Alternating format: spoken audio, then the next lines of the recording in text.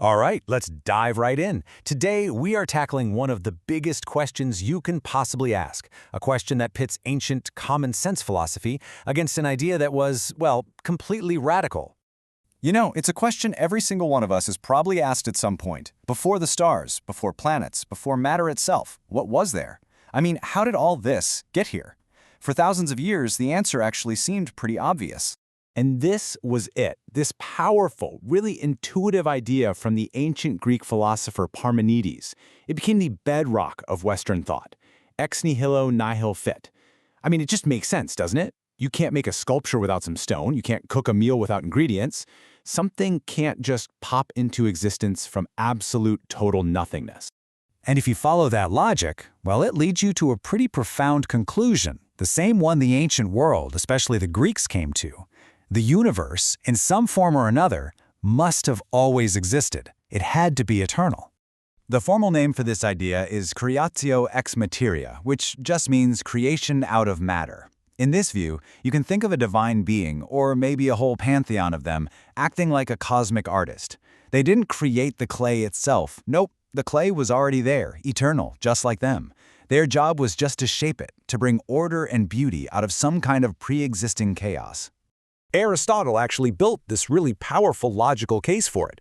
He argued, okay, for anything to move, you need time, you need a before and an after. Simple enough. But then he says, time itself can't have a beginning. I mean, think about it. What was before time? It's a complete paradox.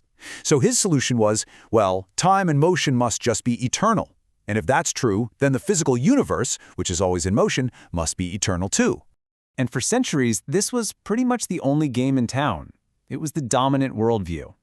But then, around the 2nd century AD, a group of early Christian thinkers came along and proposed something that just sounded illogical, maybe even impossible. It was a truly radical new idea.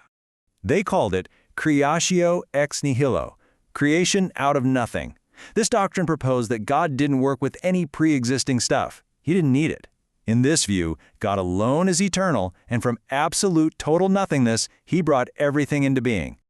So here's the thing. You're not going to find the exact phrase, creation out of nothing, in a single Bible verse. It's not there. Instead, these early theologians pieced together the doctrine by connecting principles they found all over Scripture. They read passages like these and saw a creator with absolute power, someone who could just speak and bring into existence things that simply were not there a moment before. And this set up a fundamental conflict, a real clash between two totally different ways of seeing God and the universe.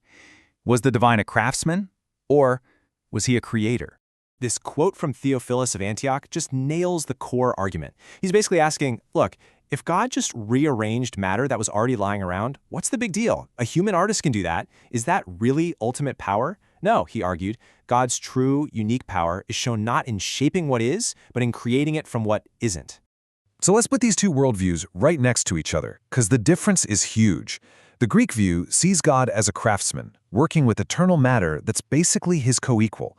So the universe is just a necessity. But the Christian view sees God as the one and only creator. In this model, God alone is eternal, and the universe isn't a necessity at all. It's a completely free gift. Athanasius of Alexandria really drives this point home a couple centuries later. For these thinkers, this distinction was everything. A craftsman is limited by his materials, right? But a true creator is limited by nothing. This wasn't just some tiny philosophical detail. It was absolutely central to the very nature of God. And adopting this ex nihilo worldview, man, it wasn't just about changing the first chapter of the story. It had these massive theological consequences that would go on to shape an entire faith. This one doctrine establishes so much. First, God is totally sovereign and free, not bound by anything. Second, creation has to be fundamentally good because it comes from a good God. It also draws this super sharp line between God and the universe, which pushes back against a lot of other ideas. For example, pantheism, which is the idea that God is the universe, or emanationism, the idea that the universe kind of flows out of God's own substance. It also counters deism, the clockmaker God who builds the world and then just leaves it to run on its own. Instead, it says the universe is completely dependent on God for its very existence moment by moment. Okay, so this ancient theological debate might sound really abstract, kind of dusty, but what if it echoes in one of our most deeply personal modern anxieties? I mean, really think about it. Why do we have such a deep-seated fear of being invalidated, of being insignificant, of just being a nobody? Where does that feeling come from? That need to prove our existence and our worth? Well, here's a pretty wild thought. Some thinkers suggest that this profound anxiety could actually be an existential echo of our origin. If we were really created ex nihilo, out of nothing, maybe, just maybe, we carry a deep subconscious fear of returning to that nothingness. And maybe that fear is what fuels our drive for power, for control, for recognition. All of it an attempt to just fight off the void. And yet, there's another side to that coin. This quote suggests that alongside that echo of nothingness, we also carry an instinct for eternity, a rebellion against the whole idea that we're just matter destined to disappear, which poses this final, powerful question. Are we defined more by the nothingness from which we came, or by the something more we feel stirring inside ourselves?